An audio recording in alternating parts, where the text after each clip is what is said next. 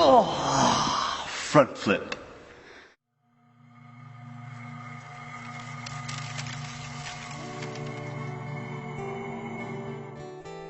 Today we're going to talk about how to do a 2-foot takeoff front flip.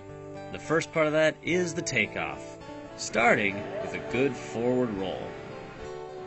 As your forward roll gets bigger, you'll start to notice that your hips lift up behind you to give you the rotation.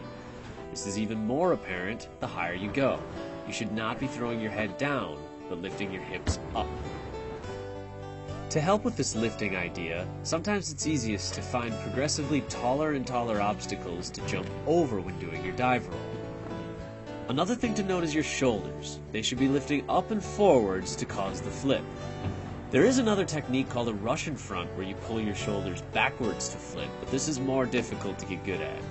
Lifting up with your hips and shoulders is even important when you jump off of something tall. Make sure that you go up, then flip.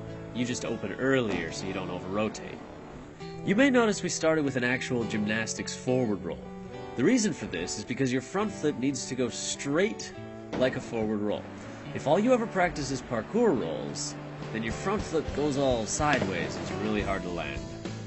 A common mistake that we often see is people throwing their arms up and forwards like they would in a normal jump. But doing this actually kills all of your rotation because you're throwing your arms like you're doing a backflip while the rest of your body tries to front flip. The world is not a spring floor.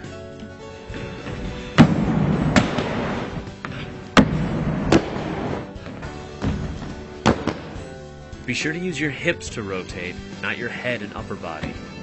Not only is this incorrect, but it's also pretty dangerous.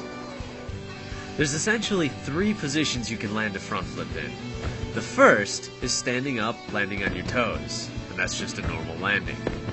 The second is if you over-rotate slightly, you're leaning forwards, then you'll just roll out. The third is if you're leaning backwards, then you're going to fall down, and you need to go back and practice more of your jumps. Thanks for watching. Once you get this technique down, you can use it for all sorts of cool things. So be safe out there, train hard.